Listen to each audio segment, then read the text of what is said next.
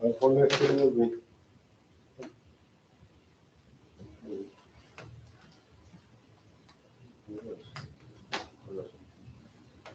No tiene cabeza.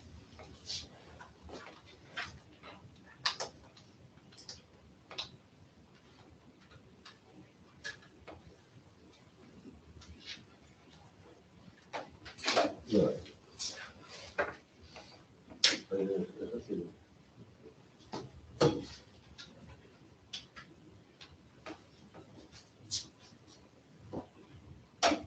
¿Prendo la cámara de allá arriba también? Sí, ya prende todo para ya estar como si estuviéramos en clase, para que los que están en casa estén oyendo y viendo. Ah, bueno. ¿Y dónde Yo está? voy a parar acá y lo voy a estar cambiando desde allá. Sí, nomás que no me deja prender la cámara si tengo la pantalla compartida. Prenderla acá, ok. Entonces nomás oyen mi voz. Los que están, bueno, no importa. Si quieres, vamos a aprender el micrófono. Ya está prendido. Ah, perfecto.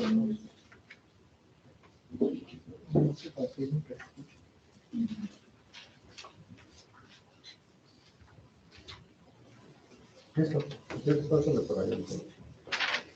Ok, bueno, me presento. Yo soy el doctor Elber Jiménez. Voy a ser su maestro de otorrinolaringología. Tenemos asignadas 22 horas para este curso. Entonces les voy a decir más o menos en qué consiste todo esto. Les voy a dar un programa. El programa se lo voy a dejar aquí con la jefa del grupo. ¿Quieres Andrea? Sí. Ok, aquí está el programa. Ahorita se lo voy a leer a todos. Ok, entonces la idea es ver por cada clase pues un tema. Ahorita vamos a empezar con el tema de semiología, exploración física en otorrinolaringología. Después vamos a empezar con enfermedades del oído externo. Aquí vamos a incluir otocerosis, traumatismos, cuerpos extraños e infecciones. Pasamos a otitis media, vamos a ver la aguda, la crónica, con mencionar las complicaciones. Seguiría hipoacusia y acúfeno. Ahí veríamos atosclerosis, hipoacusia súbita, presbiacusia, trauma acústico, ototóxicos, y vamos a revisar un poquito lo que es el audiograma y el timpanograma. Seguiremos con vértigo. Incluiremos aquí lo que es el vértigo postural, la enfermedad de Menier, la neuronitis vestibular y cómo diferenciarlo de un vértigo de origen central. Ahí sería el primer examen parcial. Después seguiríamos ya con lo que es nariz y faringolaringe. Entonces seguiremos pues con rinitis, que va a ser infecciosa, alérgica y no alérgica, no infecciosa. Sinusitis aguda, crónica, y vamos a mencionar las complicaciones, epistaxis, neoplasias de nariz y senos paranasales. Aquí vamos a meter pólipos, quistes, papilomas, angiofibroma y carcinoma. Enfermedades de la faringe, infecciosas, no infecciosas, neoplásicas, y vamos a incluir el SAOS. ¿Qué es el SAOS? ¿Qué es el SAOS? ¿Qué es el SAOS, doctor? ¿Nadie sabe? Es síndrome de apnea obstructiva. Síndrome de apnea obstructiva del sueño, es el SAOS, vamos a incluir el SAOS. Ok, y luego enfermedades de la laringe, ahí vamos a incluir enfermedades infecciosas, no infecciosas y neoplásicas, y ahí hacemos el segundo parcial. ¿Sí? Aquí también abajo del temario que les dejé viene la bibliografía, ahí apuntada.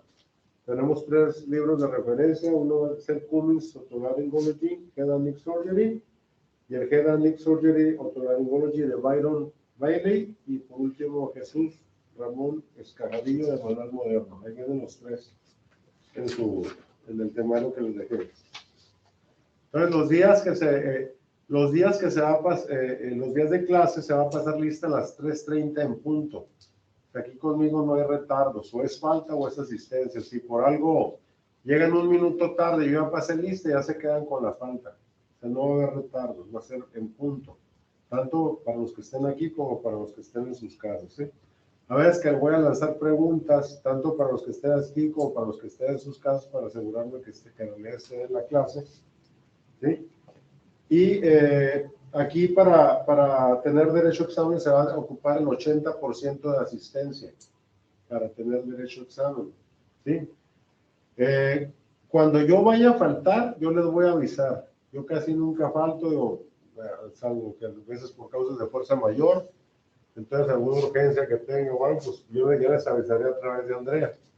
Es el teléfono que tengo y ella les va a comunicar. De hecho, me gustaría que me dejaran algún otro número, por si por algo no me contestara en alguna ocasión, pues dirigirme al otro número. Ahorita último, si quieren, me lo deja alguien que realmente esté pendiente del teléfono. ¿Sí? Nos hicieron mucho énfasis en que acudan debidamente uniformados. Si no, que no se les deje entrar a clase. Y veo que muchos de aquí no vienen debidamente uniformados. Entonces, creo que hasta corbata les exige, ¿no? No, ahorita no está prohibida por todo. ¿Está prohibida? Sí. Ok. Es vomite, pero pues la bata también es un vomite, entonces. Bueno, ahí les encargo mucho esa parte, que vengan debidamente uniformados, porque me hicieron muchas veces que si no fuera para que se cumplieran las reglas, no les permitiera entrar a clase, ¿no? A mí no me gustaría hacer eso, pero bueno, son las reglas que están poniendo. ¿Cómo vamos a calificar? Muy fácil. Todos tienen la obligación de participar. O sea, esa es una obligación. No les va a dar puntos, más sí se los va a restar si no participan. En los exámenes van a contar el 70% de la calificación y el otro 30% va a ser sus clínicas. Para que se les provea el 30% de las clínicas tiene que estar aprobatoria la teoría, porque si no, no les va a servir ese 30%. Yo no me encargo del 30% de clínicas, yo le paso las calificaciones al doctor Díaz y él es el que se encarga de agregarles ese 30%, pero así va a ser. ¿Sí? Ok, entonces, si tenga alguna duda hasta aquí. ¿Cuántos exámenes son? 2. Pues el primero y el segundo parcial, de ahí vamos a promediar la calificación. Esa va a ser su calificación, va a ser el 70%, y que puede bajar si no participan. Y ahora, yo les voy a dar todas las clases, excepto los dos últimos temas. Los últimos temas, que son enfermedades de la faringe y de la laringe, los van a dar algunos de ustedes. Yo les voy a decir más adelante quién va a ser, pero se los voy a asignar a algunos de ustedes, de los que están aquí o de los que están en casa. ¿Sí? Ok, ¿alguna duda? Bueno, entonces, si no hay dudas, vamos a entrar en el tema. Ok, vamos a empezar con enfermedades perdón, semiología y otorrinolaringología. Vamos a ver si funciona esto. ¿Se supone que haya funcionado? ¿Qué pasa?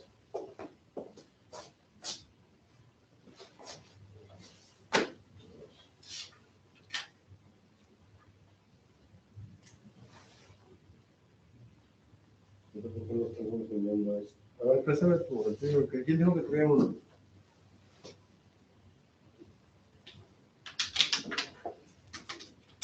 ¿Quién trae un? Yo.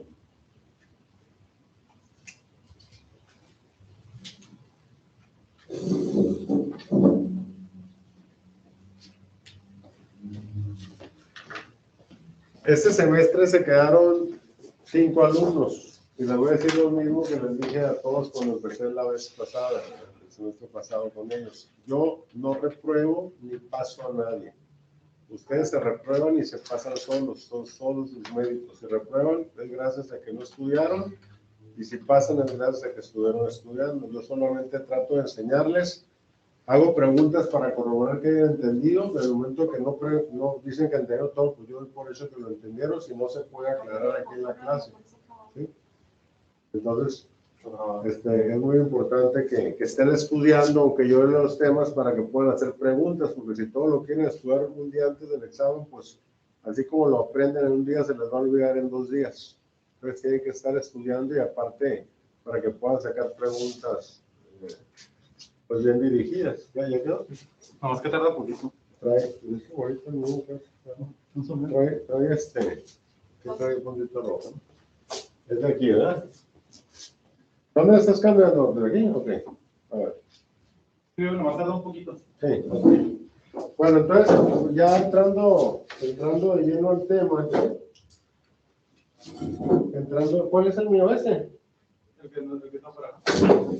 Ok, entrando de lleno al tema, pues vamos a ver lo que es la semiología y la otorrinolaringología. Entonces, vamos a empezar por el oído. Para explorar el oído tenemos que primero saber identificar las partes del oído externo. En este caso, lo primero que vamos a ver, el pabellón auricular.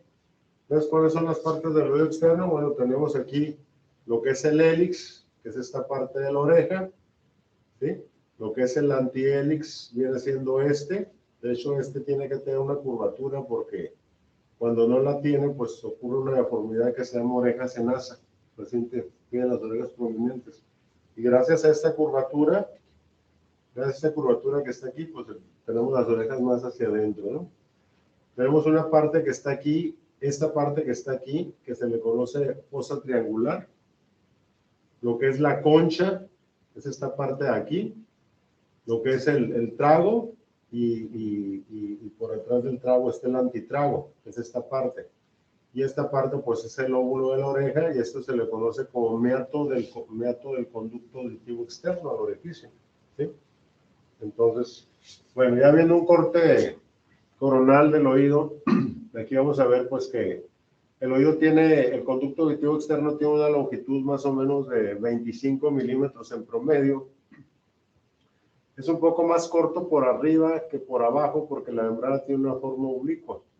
Entonces aquí mide más o menos unos 23 milímetros y aquí mide unos 27 milímetros por abajo. Entonces más o menos el promedio es unos 25 milímetros. Tenemos que se compone de dos partes. 2/3 internos que son óseos y 1/3 externo que es cartilaginoso. En la parte cartilaginosa, aquí es donde están las glándulas ceruminosas. Entonces aquí es donde se produce el cerumen en el tercio externo. Entonces, cuando encontramos cerumen impactado aquí, sabemos que el movimiento del cerumen es hacia afuera, no es hacia adentro. Entonces, cuando está aquí impactado, pues es que alguien se lo empujó por el abuso de los Q-tips. ¿Sí? Hay personas que aunque no usen el Q-tips, no funciona adecuadamente este mecanismo de limpieza y pues hay que estar haciendo limpieza, pero aquí es donde se produce el cerumen. Más o menos el diámetro es de 1 centímetro, de 10 milímetros de diámetro. Hay una parte un poco más estrecha que se le conoce aquí como istmo, que esto pues se dice que la naturaleza lo hizo así porque el conducto tiene una forma sinuosa, no es recto, por eso lo tenemos que traccionar hacia arriba y atrás para horizontalizarlo en el paciente adulto y hacia abajo y atrás en el paciente pediátrico, para quitar esta forma sinuosa que tiene y hacerlo un poquito más recto, ¿sí? Ok, entonces, ya una vez conociendo el conducto, porque a veces que se meten cuerpos extraños aquí o necesitan saber la distancia que tiene para saber cuánto puede introducir un objeto antes de encontrarse con la membrana timpánica. A eso se le conoce como caja del tímpano y esta es la membrana timpánica. Entonces, aquí ya estamos hablando del oído medio. Entonces, el oído externo va a ser lo que es el pabellón auricular y el conducto auditivo externo, y quizá la capa epitelial de la membrana timpánica, y el oído medio incluye membrana timpánica y la caja del tímpano. Entonces, en la caja del tímpano vamos a encontrar los 3 huesecitos que son los que conducen el sonido, que son el martillo, el yunque y el estribo, que es el hueso más pequeño del cuerpo humano, el estribo. Aquí el estribo, el mango del martillo está insertado en la membrana timpánica y el estribo está en la ventana oval, y aquí hace que se mueva una onda de líquidos que estimula la audición hacia el oído interno. En el oído interno ya está lo que es lo que se le conoce el laberinto o la porción vestíbulo coclear, donde se regula la audición en el laberinto anterior y el equilibrio en el laberinto posterior a través del utrículo, el sáculo y los conductos semicirculares. Ese ya es oído interno, ¿sí? También comentando en el oído medio, pues en la pared anterior tenemos lo que es la trompa de Eustaquio. Esta trompa de Eustaquio pues tiene la encargada de ventilar el oído y igualar presiones con las presiones exteriores. Ok, entonces en cuanto a oído, en el interrogatorio que vamos a incluir, bueno, vamos a incluir si existe una hipoacusia o una anacusia. Hipoacusia quiere decir baja de la audición y anacusia quiere decir ausencia total de la audición. Entonces la hipoacusia puede ser leve, moderada o severa o hasta profunda.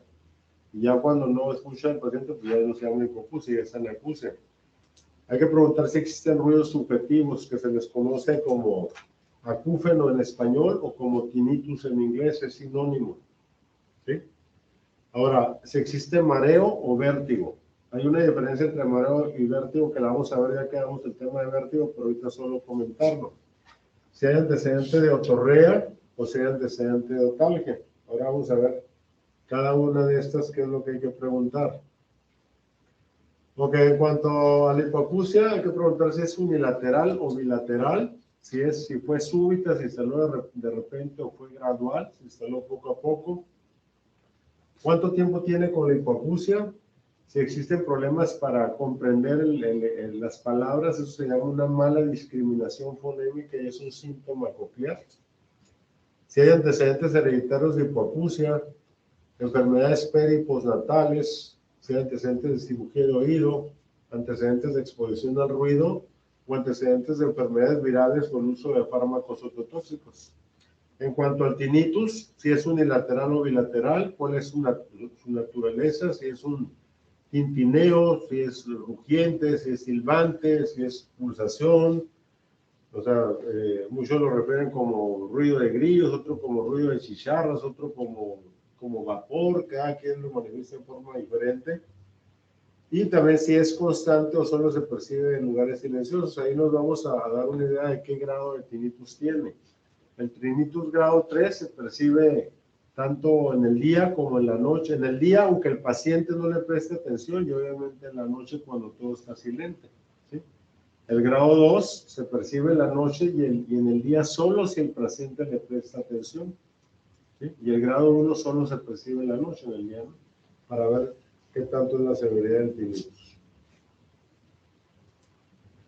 Ok, en cuanto a mareo y vértigo, bueno, está descrito como una pérdida del equilibrio, sensación giratoria o tendencia a caerse. ¿En qué dirección se tiende a caer? Si se exacerba con los movimientos o se presenta en reposo, si se presenta al estar acostado o en posición de pie, la frecuencia con la que se presenta, si es continuo o episódico y qué lapso hay entre cada episodio de mareo o vértigo entre uno y otro. Si también si hay sintomatología vagal como náusea, vómito, si se acompaña de tinnitus, plenitud óptica o fluctuación en la agudeza auditiva, antecedentes de infección de oído, perforaciones timpánicas, cirugías de oído. Y se investigan padecimientos generales como son la diabetes, trastornos neurológicos, aterosclerosis, hipertensión, problemas tiroideos, anemia, neoplasias o enfermedades pulmonares o cardíacas. Ok, en cuanto a la otorrea, si es uni o bilateral, si se acompaña de otalgia o no, qué características tiene ese líquido, si es seroso, es mucoide, el olor, si tiene cierto olor, hay unas patologías como el colecistoma que produce una otorrea fétida, cuánto tiempo tiene con la otorrea para ver si es algo agudo, subagudo crónico, si fue posterior a una infección de vías respiratorias superiores o no. También en cuanto a la otalgia, pues de qué lado es, cuánto tiempo tiene, si es recurrente o si hay algo que la desencadena. Ok, la técnica de exploración, pues ya comentamos, hay que tomar la oreja con el pulgar y el índice y vamos a tirarla hacia arriba y atrás ligeramente para horizontalizar el conducto. Y vamos a introducir el cono del otoscopio del conducto auditivo externo. Entonces tenemos que observar desde el pabellón auricular o la oreja en este caso hasta el conducto, ¿no? Vamos a observar los bordes del conducto y también el estado de la membrana timpánica. ¿Sí? ¿Alguien trae un otoscopio aquí? Bueno. Ok, entonces, un error que se comete muy frecuente es agarrar un cono muy chiquito para un conducto muy grandote. Entonces, cuando ustedes tengan un paciente que tenga un conducto grande, agarren el otoscopio más grande posible, eso les va a permitir ver mejor. La verdad es que el paciente tiene un conducto, te agarra un otoscopio pediátrico, un conito pediátrico. Entonces es un error que se comete muy frecuentemente, ¿no? Para que no les vaya a pasar. Porque ya identificando las estructuras que hay en la membrana timpánica, pues tienen que identificar lo que es la apófisis corta del martillo, el mango del martillo, el ombligo del martillo, el cono luminoso que se dirige en forma triangular hacia el cuadrante anterior inferior del tímpano, lo que es la pars flácida, que es esta parte, y todo el resto de la membrana se le conoce como pars tensa. Tiene que tener una coloración aperlada o nacarada, tiene que ser translúcida, una membrana delgadita. Aquí vamos a identificar lo que es el ligamento anular y aquí están los ligamentos tímpano-malulares, el anterior y el posterior. Entonces aquí lo estamos viendo, ¿no? Entonces, vamos a trazar una línea media imaginaria que pase verticalmente por el mango del martillo, ¿sí? Y horizontalmente por el ombligo del martillo. Aquí vamos a dividir la membrana en 4 cuadrantes. Cuadrante anterior superior, anterior inferior, posterior superior y posterior inferior. Cada cuadrante de esto mide el 25% de la membrana. O sea, constituye el 25% de la membrana timpánica. Entonces, sí, eso es importante porque si vemos una perforación aquí, en toda esta parte, podemos decir una perforación de membrana timpánica en cuadrante anterior superior de un 25%. Si vemos una perforación en todo esto, hablamos de una perforación de la membrana timpánica en cuadrantes anteriores de un 50%. Si la vemos en todo esto, podemos decir que es una perforación de un 75% o también es válido decir subtotal. Y ya, o bien puede estar ausente toda la membrana timpánica y es una perforación total. Siempre tenemos que describir en qué estado se encuentra la cadena osicular, si está íntegra o si está... Hay infecciones que producen osteolisis de los huesecillos, entonces el martillo puede estar ausente o el yunque puede estar ausente. Entonces, tenemos que, cuando se puede describir el estado de la cadena osicular y el estado de la mucosa de la caja del tímpano, o sea, si está hiperémica, si está húmeda, si hay humedad, si está seco, es muy importante, ¿no? Entonces, cuando viene el ligamento anular aquí, se proyecta hacia la apófisis corta en la parte superior. Entonces, cuando se proyecta, forma los ligamentos tímpano-melulares, el anterior y el posterior. A la parte del tímpano que queda por arriba de estos ligamentos tímpano-melulares se le conoce como pars flácida. Y a la parte del tímpano, todo el resto que queda por abajo, estos ligamentos tímpano-melulares, se le conoce como pars tensa. Entonces, ¿por qué se llama pars flácida y por qué se llama pars tensa? Bueno, el tímpano tiene 3 capas. De afuera hacia adentro tiene una capa epitelial, una capa intermedia que es fibrosa y una capa interna que es mucosa. Entonces, la capa fibrosa es la que le da la resistencia al tímpano. Aquí arriba solo hay 2 capas, la epitelial y la mucosa, no hay capa fibrosa, por eso esta es flácida y esta es tensa. Cuando hay perforaciones aquí en la pars flácida son altamente potenciales para producir colesteatoma, que lo vamos a ver más adelante, es una infección crónica del oído. ¿Hasta aquí alguna duda? La parte flácida dijo que tenía nomás 2 capas Así y la es. tensa 3. Así es. La fibrosa es la que... La fibrosa es la capa intermedia, es la que le da la resistencia al tímpano. Okay. Muy bien, también hay pruebas de audición o que se llama acumetría, o sea, pruebas con diapasones, para darnos una idea. O sea, lo ideal para decir si un paciente tiene hipoacusia, el grado y el tipo de hipoacusia es la audiometría, pero si no tenemos a la mano una audiometría y queremos esperar al paciente con acumetría, que es el estudio con diapasones, pues podemos recurrir a los diapasones. Y pruebas de diapasones hay 3, está la de Rinel, la de Weber y la de Schwabach. La de Schwabach normalmente no la hacemos porque compara al paciente con el oído del examinador. Entonces, como el examinador no sabe si escucha bien o no, ¿cuántos de aquí saben si escuchan bien o no? Pues para uno se escucha bien, pero no... Bueno, crees escuchar bien, pero no tienes una prueba que lo avale. Entonces, por eso ya no la hacemos prácticamente. Entonces, quédense si quieren con estas 2. Una prueba por sí sola no es diagnóstica, tiene que haber un complemento de una con otra. ¿Sí? Ok, entonces el RINE positivo es el que es normal. ¿Sí? Entonces, cuando tenemos un RINE positivo es normal. Entonces, ¿qué quiere decir el RINE positivo? Quiere decir que una persona escucha mejor por la vía aérea que por la vía ósea. Entonces, hacen vibrar el diapasón. Por ahí tengo el diapasón, antes se me pasó traerlo. Hacen vibrar el diapasón.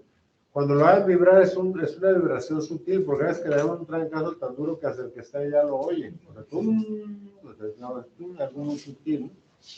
Entonces hacen vibrar el diapasón y lo van a poner en la apófisis mastoides. Entonces el paciente tiene que decir cuándo lo deja de escuchar. Una vez que lo deje de escuchar, se lo van a poner aquí enfrente del conducto auditivo y lo tiene que seguir escuchando. Eso es lo normal y ese es el RINE positivo. ¿Sí? O sea, ¿qué quiere decir lo normal? Pues que la audición aérea tiene que escuchar mejor que la ósea en proporción de 2 a 1. O sea, por acá tiene que escuchar 2 veces más de tiempo que lo que escuchó por acá. Es el René positivo. Ok, bueno. Ok, entonces, cuando no sea así, cuando el paciente lo deje de escuchar acá y a qué punto no lo escucho, pues va a ser un René negativo y así es patológico, ¿no? Entonces, cuando hay una hipoacusia de... Ah, perdón, aquí me dijo atrás. Vamos a ver, René. Ok. Ok, muy bien. Cuando es una hipoacusia de conducción, pues obviamente el René va a ser negativo. Lo normal es que sea positivo. En la hipoacusia sensorial, pues va a parecer como si fuera normal, va a seguir siendo positivo. ¿Sí? Ahí está lo que le estaba comentando aquí. O sea, primero lo hacen vibrar, lo ponen la polis mastoides, y una vez que lo dejan escuchar, lo ponen aquí enfrente del pabellón. Así como en la audiometría hay que meterse en una cabina sonoamortiguada, también se hace una prueba con diapasones. Si está en un hospital donde hay mucho ruido y todo, pues también no esperen que el paciente lo escuche, también se ocupa algo de silencio. No lo van a meter en una cabina, pero por lo menos sí que esté en silencio, ¿no? Ok, vamos a pasar a la de Weber. La de Weber, vamos a comparar la audición por vía ósea de los dos oídos simultáneamente. Entonces aquí se hace vibrar el diapasón. Y esto normalmente no lo hago porque es antihigiénico un poquito, ¿no? Que se lo pongan en los dientes, pero es válido. Pero normalmente se pone aquí en el vértice del cráneo, aquí en el hueso, en medio. Y ahí tiene el paciente que decir si se lateraliza para un lado, si se lateraliza para el otro. Lo normal es que sea indiferente. Lo normal es que el paciente, cuando se lo pone un paciente que está bueno, pues que no sienta que se le vaya a ningún lado. Sin embargo, cuando hay una hipoacusia de conducción, se puede ir hacia el oído enfermo, ¿sí? ¿Ok? Y cuando es una hipoacusia sensorial, se puede ir hacia el oído sano. Por ejemplo, si aquí tengo un tapón de cerumen del oído derecho y yo hago un Weber, el paciente lo puede percibir más de este lado porque hay una hipoacusia de conducción. Pero también puede ser que lo perciba más de este lado porque aquí hay un problema sensorial en el lado izquierdo. Por eso les digo que una prueba es complemento de la otra, una por sí sola no es diagnóstica. ¿Hasta aquí no tienen dudas? ¿Y cómo sabemos si es una o la otra? Si una se realiza para el sano y otra se realiza para el otro. Porque ya le hiciste el René antes.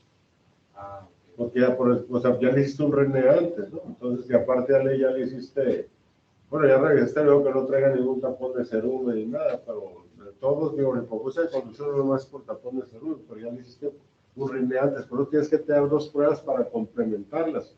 Una por sí sola no es diagnóstica. ¿Sí?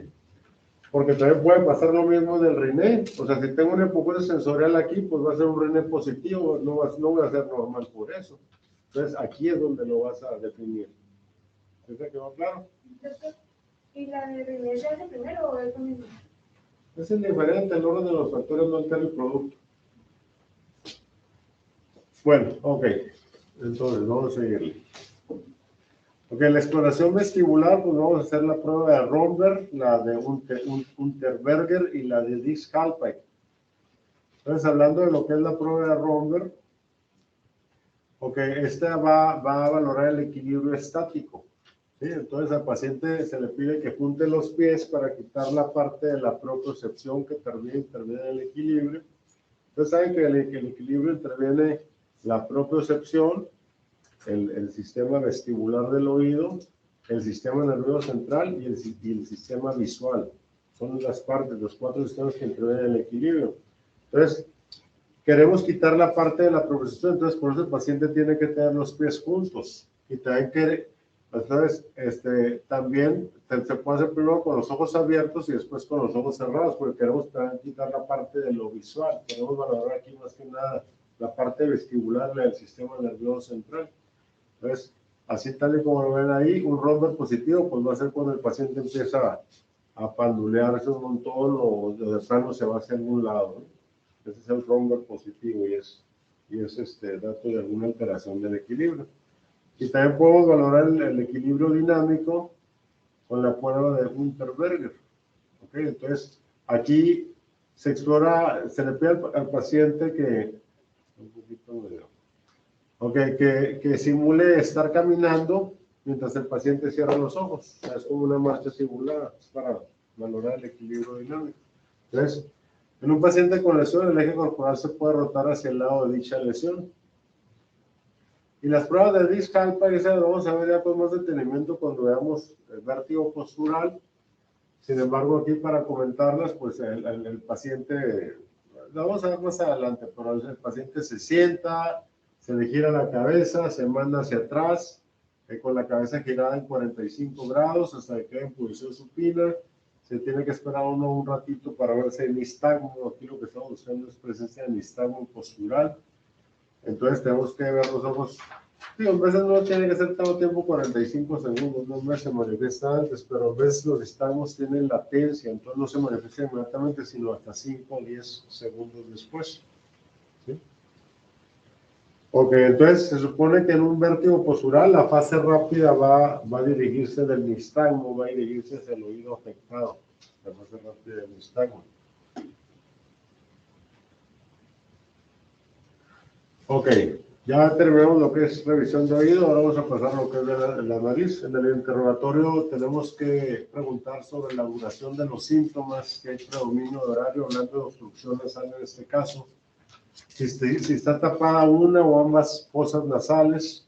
Aquí hablamos de fosas, no digan narinas, porque es muy frecuente que me encuentro en las notas de que narina izquierda y narina derecha. La narina es solo la entradita, es donde están las vibrisas.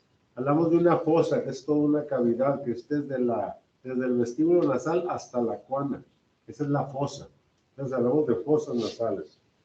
Puede estar afectada uno o ambas fosas, hay antecedentes de traumatismos, antecedentes de cirugía nasal o antecedentes de alergia, sobre todo con los cambios de clima. Aquí en Mexicali es una ciudad que hay mucha alergia, por lo que ustedes quieran, por la arena, hasta por la contaminación que tenemos ahorita, o por el polvo, es polvo cálido, no hay mucho polvo aquí. Ok, en cuanto a la rinorrea se define como la salida de líquido por la fosa nasal, puede ser igual, hialina, mucopurulenta. Entonces tenemos que interrogar si es unilateral o bilateral, cuánto tiempo tiene con la rinorrea, si existe solo por las mañanas o todo el día. Ahí, ya les dije si es purulenta, serosa, sanguinolenta, o si el trastorno ocurre al cambiar la temperatura del medio ambiente, algunas rinitis que así se presentan, o sea, algún factor que la desencadena, por ejemplo, algún alimento o alguna actividad, o sea, que la desencadena. Hablando de epistaxis, que se define como la hemorragia, la salida de sangre por la cavidad nasal, eso se define así la epistaxis. Entonces, ¿cuál es su frecuencia? Si es unilateral o bilateral. Si se origina en la parte anterior o posterior de la cavidad nasal o en ambos sitios, eso no se van a poder preguntar al paciente, pero pueden tener una idea de acuerdo a que si sangra primero por la boca en vez de por la nariz, o si sangra peor únicamente por la nariz y no por la boca. Eso los puede orientar un poquito. Lo vamos a ver más adelante en epistaxis.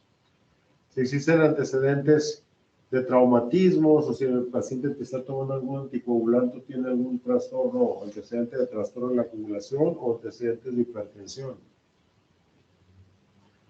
Ok, en cuanto a anosmia o parosmia, la pérdida total del olfato se le conoce como anosmia. Si se pierde parcialmente se le conoce como hiposmia. ¿Sí? Ahora, fuera de lo que es la anosmia y la hiposmia, todas las demás alteraciones del olfato reciben el nombre general de parosmia. Y aquí en la parosmia ahí se incluye lo que es la cacosmia. La cacosmia es cuando alguien percibe olores desagradables que no existen, como una alucinación olfatoria, para que me entiendan. Entonces, eso se miró mucho ahora que hubo COVID, sobre todo en la primera infección, en la primera parte de la pandemia.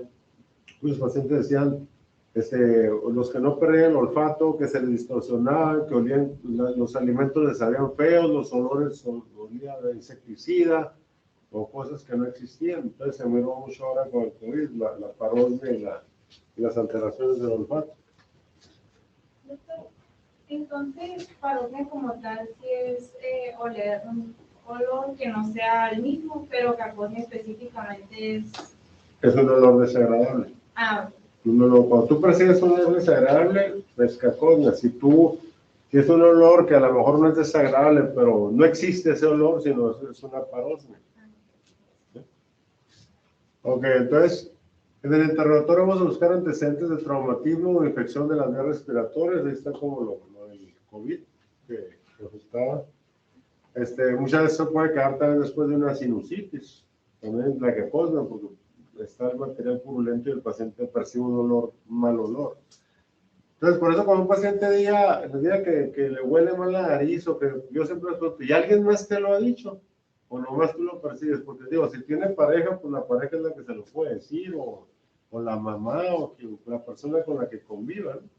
Pero si dice, no, pues que no, nomás lo percibo, nadie me lo ha dicho, pues entonces puede irse, y si ve que no hay infección, puede irse, imagino que es una parodia, ¿no? Porque ves que pueden ser infecciones reales. Por ejemplo, si tiene un cuerpo extraño ahí, pues va a oler bien feo, sobre todo en los pacientes pediátricos, si ya tiene tiempo ahí. Ok, todos buscar antecedentes de trastornos nasales y sinusales y si la pérdida es parcial o completa. Ok, en la inspección de la nariz vamos a buscar si hay desviaciones, la vamos a ver desde afuera, es una pirámide en la nariz, entonces si hay desviaciones hacia la derecha, hacia la izquierda, eso se le llama laterorrinea, así se dice el término médico, laterorrinea derecha o laterorrinea izquierda.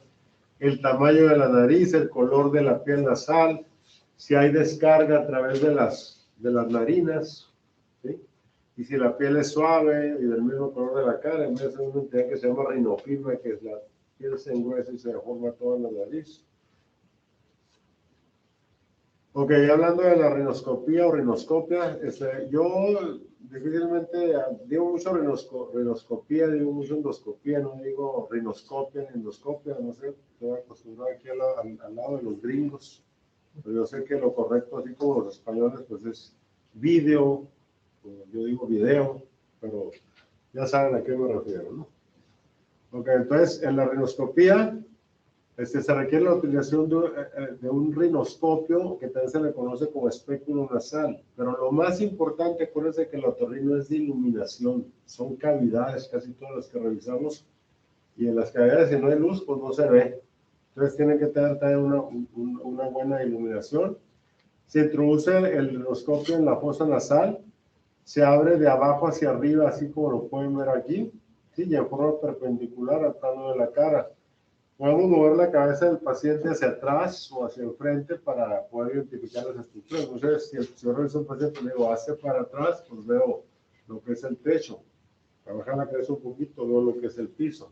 Podemos darle posición a la cabeza. Entonces, vamos a identificar las estructuras del vestíbulo nasal, que es la entrada de la nariz, la zona anterior del septo nasal, que se le conoce como área de Kieselbach, que esa tiene cierta importancia en las epistaxis. La cabeza del cornete inferior, que es el que más se ve, el medio se ve menos y el superior prácticamente no es visible a la rinoscopía. Esta cabeza del cornete inferior es frecuente que se pueda confundir con pólipos, ¿sí? Y pues aquí es lo que les digo, el cornete superior rara vez se ve, podemos ver el techo de las fosas nasales y hasta la cuana cuando pues el estado de los cornetes lo permita, ¿no?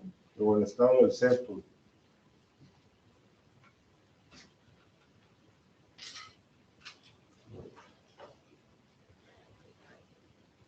¿Qué pasó?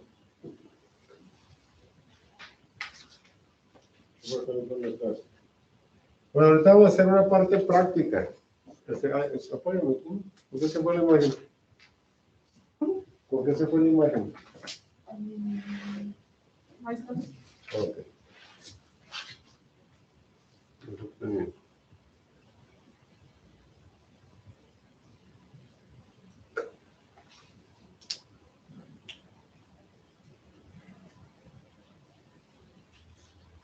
Ahí es donde tiene que haber cambiado. ¿Es una imagen o algo así? No. Ahí está.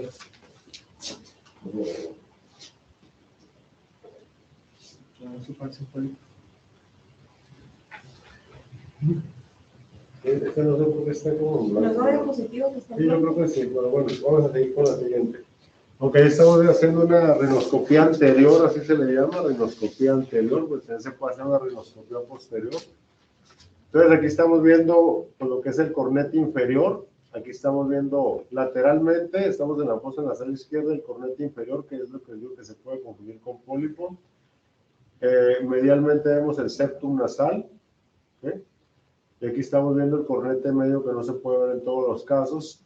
Debajo de cada cornete hay un espacio que se le conoce como meato. Entonces, debajo del cornete inferior está el meato inferior en este espacio.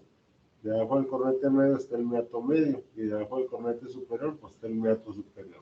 ¿Sí? Y también hay que ver el suelo de la nariz, si hay presencia o ausencia de secreciones, la coloración de la mucosa, si hay huellas de epistaxis, si hay presencia de tumores, si hay desviaciones septales. Ok, entonces siempre se debe prestar atención al aspecto de la mucosa. Entonces, analizando la coloración, el estado trófico, la hidratación, se debe buscar presencia de rinorrea y sus características, lo que ya comentamos. Perforaciones septales, pacientes que abusan de drogas y se les perfora el tabique o si no posterior a una cirugía. Ahí estamos viendo una rinoscopía, pero aquí, ¿qué les llama la atención de esta? ¿Qué les llama la atención de esta diapositiva? Que el piso está gritado. Es el piso, ¿no? Pues está mal. Pues, ah, ¿Eh? Tenía que introducirlo al revés, ¿no? Hacia arriba. O sea, está mal introducido. Acuérdense que se abre en forma vertical. Porque si lo abren así va a ser molesto. Este paciente seguramente, este diapositiva es un paciente que va a ser intervenido quirúrgicamente, a lo mejor ya está anestesiado, ya está dormido. Porque aquí estamos viendo cómo está desviado el tabique. Esa es una desviación del tabique, cómo está obstruyendo el septum, la fosa nasal izquierda. Entonces a lo mejor ya está dormido, tomaron la foto ya dormido, pero si lo hacen así en un paciente despierto, pues le van a causar molestia. Pero lo más importante, que quiero que se les grabe muy bien para cuando vayan a sus clínicas, es que cuando meten el rinoscopio, lo meten totalmente cerrado, lo abren lo suficiente para ver. Un error que se comete frecuentemente es que lo abren bien poquito y no alcanzan a ver, o sea, lo suficiente para ver solo en el vestíbulo nasal. Pero lo más importante es que lo tienen que sacar poquito abierto. Eso no se le va a olvidar, porque si lo cierran adentro le van a jalar las bilicisas al paciente al sacarlo, duele feo. Lagrimea el ojo por reflejo. ¿Sí? Entonces es muy importante que se acuerden de esa parte. Ok, la palpación hay que palpar el puente y los tejidos blandos de la nariz. Si hay desplazamiento de hueso cartílago, por ejemplo, llega un paciente con un golpe en la nariz que cree que está fracturado, pues hay que ver si hay crepitaciones o si hay desplazamientos. Si hay masas zonas de sensibilidad dolorosa, hay veces que se pueden formar abscesos. Y vamos a pasar a lo que es la boca faringe y la boca faringe. Bueno, aquí en la boca,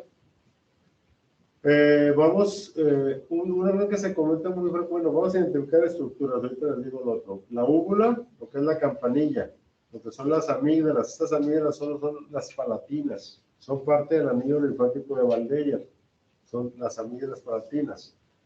Están en el lecho que está la amígdala, tiene un pilar anterior y un pilar posterior. El pilar anterior es el músculo palatogloso y el pilar posterior es el músculo palatofaríngeo. Y donde descansa la angina es el constrictor superior de la faringe.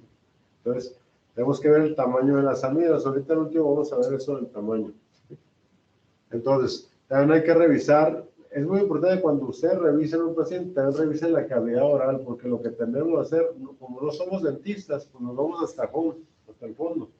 Entonces, a veces que revisan a un paciente, oye, ¿y cómo estaba la dentadura? ¿Estaba completa? No se deja otra vez. Entonces se van hasta fondo. Empiezan revisando la cavidad oral desde la hidratación, que estén las piezas dentales completas, el frenillo lingual, la lengua, a veces que salen ulceraciones de la lengua que pueden ser cánceres. Ya después revisan la orofaringe. Esa parte es muy importante. Entonces aquí estamos viendo el frenillo lingual.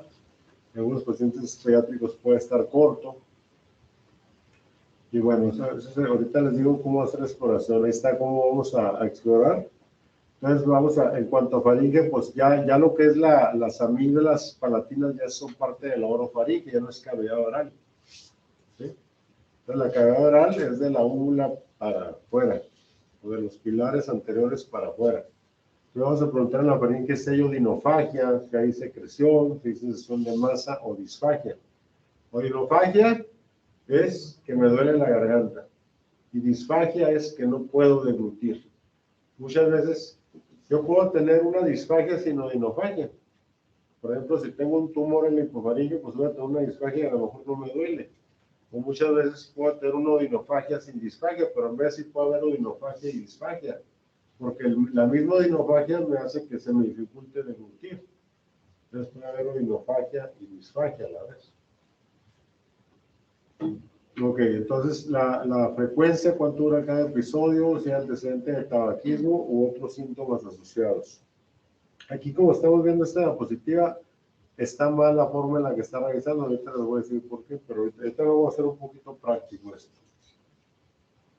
Ok, en cuanto a las amígdalas, el volumen, qué tan grandes son, cómo es su superficie, si hay presencia de úlceras o no, la coloración de las amígdalas, si el paciente tiene una expresión de dolor al abrir la boca, si hay presencia de exudado purulento en la superficie. Sí, ahí hay un hiperemia. En cuanto a la laringe, pues hay obstrucción respiratoria, sensaciones de masa, disfagia, ronquera o tos. Eso ya vamos a ver ya con el detenimiento en la laringe. La laringe pues no es visible al abrir la boca. La laringe, para revisar la laringe directamente es hacer una laringoscopía directa. Se puede usar endoscopios rígidos, flexibles. Lo de antes, pues los espejitos, si no cuentan con un endoscopio. O incluso hasta una laringoscopía directa, ya viéndola directamente. Creo que esta va a ser la última. Sí, esta es la última. Bueno, ahora vamos a dejar de compartir para poderme ver yo en la...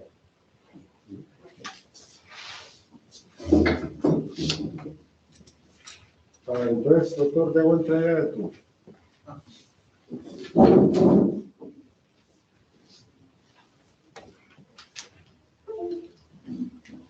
Muchas gracias.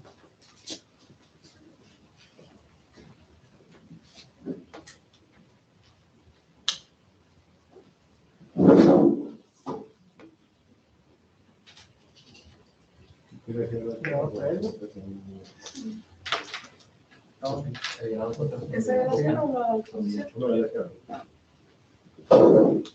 ¿Ya la ves?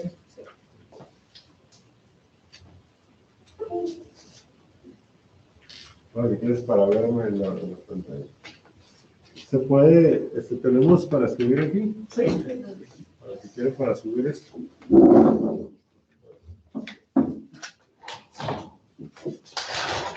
Aquí, ¿cómo lo subimos? Sí, sí. ¿Dónde?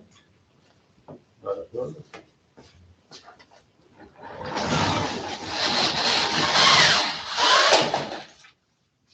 ¿Tienen que escribir? Sí.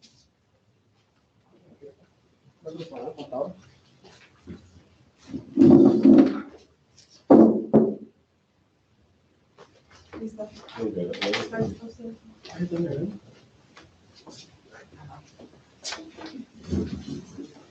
¿Quién quiere pasar para revisarlo? Están los primeros y los borradores. ¿Quién quiere pasar para revisarlo? Un colectivo de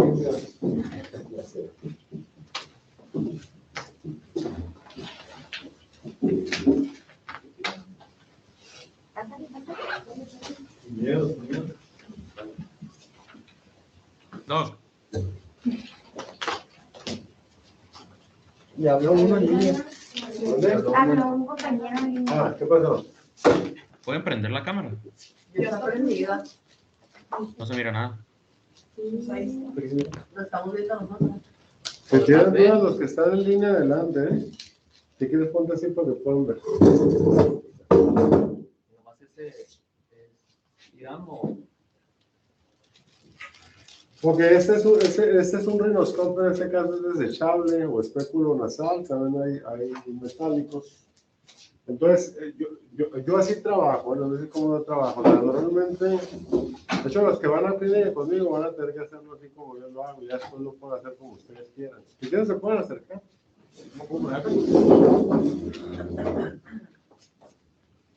Ok, las reglas de exploración son las mismas siempre del lado derecho del paciente, ¿sí? En este caso, normalmente tenemos sillones que dan la altura adecuada, porque es difícil estar así revisando a alguien o estar así. O sea, hay que poner la altura adecuada. Ahorita pues es una silla normal. Ok, entonces para revisar la nariz, se levanta un poquito la cara. Obviamente tenemos que tener iluminación, ya sea una lámpara frontal o un espejito aquí. Ahorita no lo voy a dar mucho porque no tengo. ¿Alguien trae una lamparita? Doctor, no. Obviamente estamos viendo que él tiene una laterorrinea izquierda, tiene un poquito desviada la nariz, así viendo así, un poquito desviada hacia la izquierda, una laterorrinea izquierda. Entonces introducimos el rinoscopio aquí en el área del vestíbulo, es decir, en esta parte. No se ve nada. Y vamos a abrir. Ahí estoy abriendo. Ven cómo muñequeo. O sea, ahí veo el piso y ahí veo el techo. O sea, nada más que tendría que estar un poquito más alto para mí, con la iluminación. ¿Sí? Entonces, lo saco un poquito abierto. O sea, eso es muy importante. Y lo meto cerrado aquí, otra vez. Aquí vuelvo a ver. O sea, ni me lo cambio de mano, ni me cambio de lado. Todo lo hago de este lado. Y aquí vuelvo a revisar. ¿Sí? Lo saco un poquito abierto. O sea, entonces, es muy importante esa parte. Si lo meten mucho, muy allá, pues le van a causar dolor. Solo es en esta parte. ¿Ven? Entonces pueden muñequear para ver el techo, para ver el piso, para ver el cornete, para ver el septum. Entonces es la forma en la que van a agarrar el rinoscopio. ¿Quién quiere intentarlo? Doctor, no se ve. A ver. Que no se ve. ¿Les mando video? ¿Me dejas tomar video para mandar? Sí. A ver, apaga es que no veo. Perfecto. Ok, el rinoscopio se va a agarrar así. Es la forma correcta de agarrarlo. Al principio se les va a dificultar, pero ya después uno se acostumbra. O sea, al principio uno tiende a quererlo agarrar así, es normal. Nosotros lo hacemos todos, pero es así. Así es como van a agarrar. De hecho, en algunos libros la forma correcta de exploración viene a ser esto. O sea, haces esto. O sea, con tu dedo índice apoya la válvula superior. En lo personal, yo casi no me gusta tocar la cara a los pacientes, porque hay gente que gusta que le toquen la cara, o son pacientes operados por lo que ustedes quieran. Entonces yo lo hago así, yo lo acostumbro a hacerlo así sin tocar la cara. Pero los libros lo van a ver así, la técnica. ¿Sí? Así.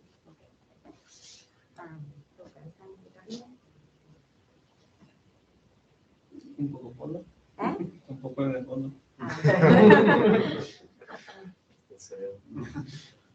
Estamos pensando. Pero obviamente que es muy importante que lo hagan con luz para que vean, pues porque digo, aquí se ve todo oscuro, eso ni se ve.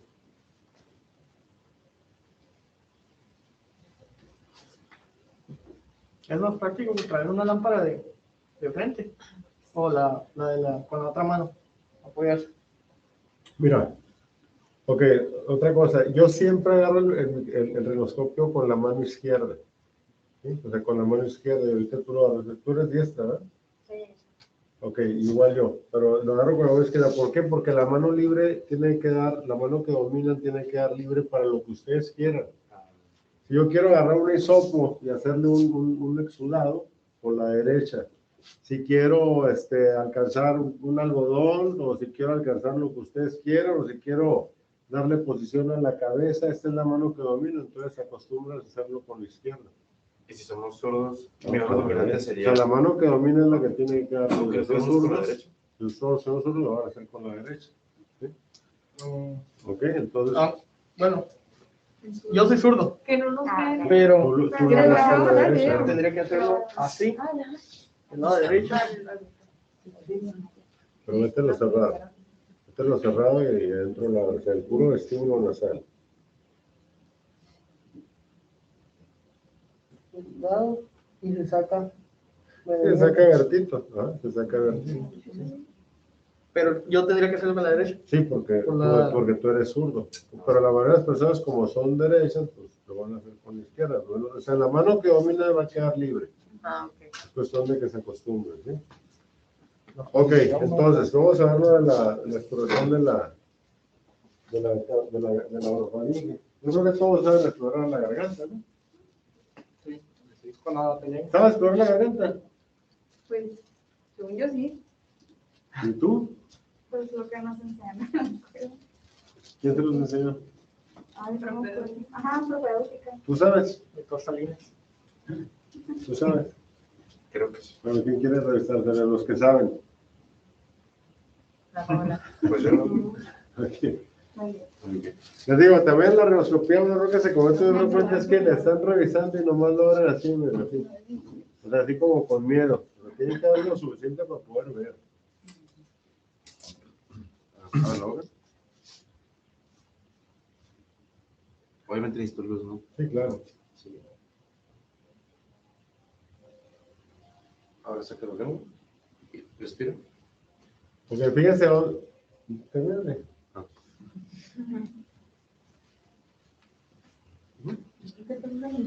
¿Qué grado son las amígdalas? Están en grado 1. ¿Cuál es el grado 1?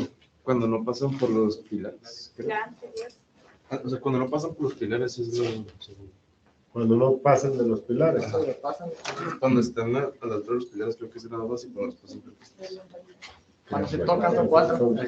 Pues no lo hubieras tirado, están escasos. Ah. Ok, mira. Ok, un error que cometiste es decirle que saque la lengua. Porque la lengua es un músculo y si lo sacan es difícil que lo puedan deprimir. O sea, la lengua se pone tensa. Entonces, eso de abre la boca y saca la lengua, olvídense que saca la lengua, relaja la lengua. Si él hace esto para atrás, pues la lengua se va a ir para atrás, o más o menos tiene que ir aquí. O sea, abre la boca. Abre la boca.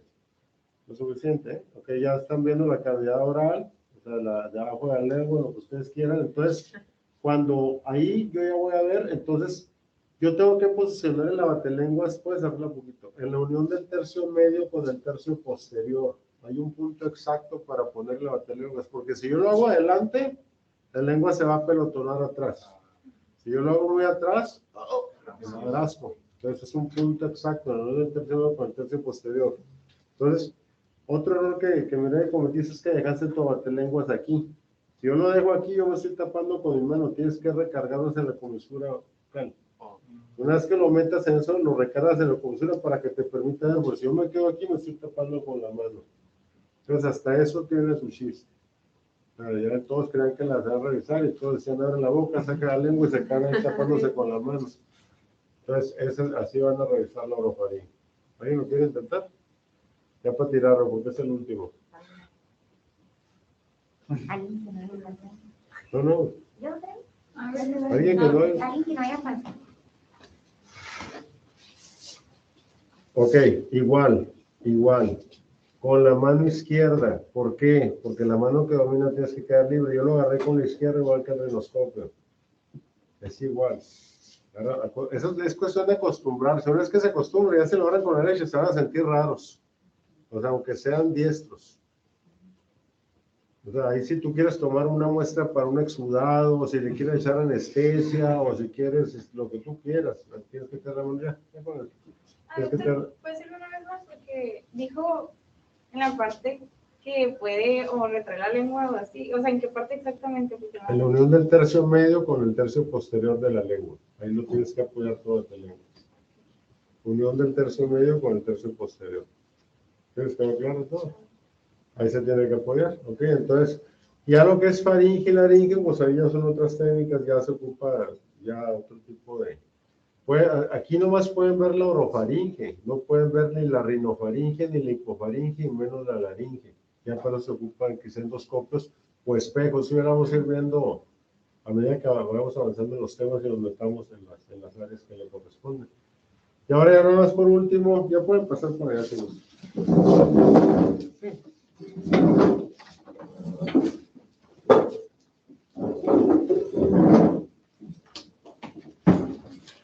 Ahora ya nada más por último ver del grado de hipertrofia de las amígdalas, porque eso es muy importante que ustedes lo puedan escribir en una nota. Entonces, el doctor, ¿quién fue el doctor que me dijo del grado 1 y eso?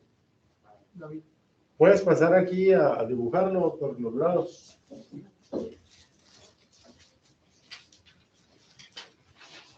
¿Tienes luz? Está en la bolsita. Ah. Doctor, para evaluar las amígdalas usa la escala de Malampati. Pues esa base se usa más que nada como para la apnea, el sueño del Malampati, pero no, aquí... Digo, lo pueden usar, pero... Lo pueden usar también, pero aquí no vemos escala para escribirlo en una nota, pues hablando de que se está hablando de apnea del sueño.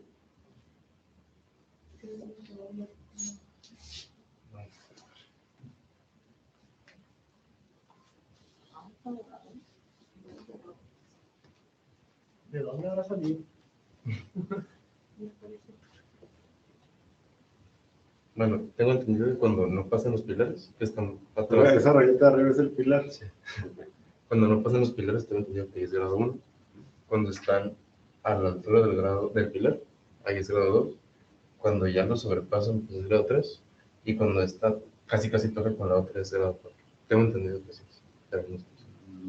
No exactamente. O sea, por ahí vas, pero no exactamente. Cuatro ya toca, Ahorita- ¿no? Ajá, el 4 ya toca. Sí. Bueno, el 4 ya toca, exacto. ¿Alguien tiene otra idea? Ok, ¿estuvimos dónde quedó? Ah, perfecto.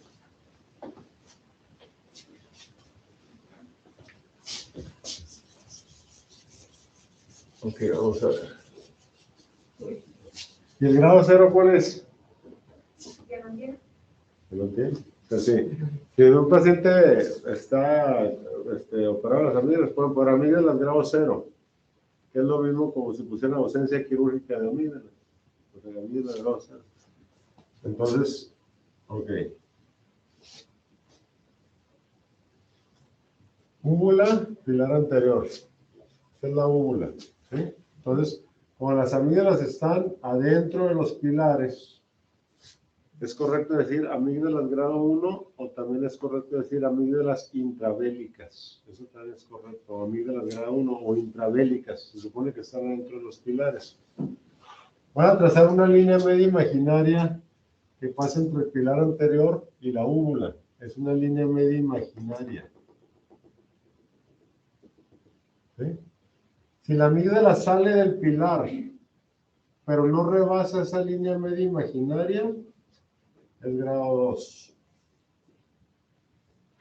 Si rebasa esa línea media imaginaria, pero no contacta con la úvula, es grado 3. Y si ya contacta con la úvula, o chocan las dos anginas entre sí, es grado 4. Ese es el grado máximo de hipertrofia. Entonces, ¿cuál es la hipertrofia obstructiva? Las que pueden condicionar a SAOS, las de grado 3 y grado 4. Esas son la hipertrofia obstructiva. Y es importante que vean cuándo es hipertrofia, porque una indicación para la amidalectomía pues es la hipertrofia obstructiva, una de las tantas indicaciones que hay. Entonces, y así lo pueden escribir. Podemos si veo uno de ustedes en que a mí de las grado 4 ya sé, ya antes de ver al paciente, pues ya tengo idea de qué me están hablando. Ya lo escribieron en su nota. ¿Sí? Y así es como se describe el crecimiento. ¿Alguna pregunta? Entonces, si no toca la línea media imaginaria, grado 2, ¿verdad? Ajá. Si sale el pilar, pero no toca la línea, no rebasa la línea media imaginaria, es grado 2. Y si la rebasa sin tocar la úvula, es grado 3.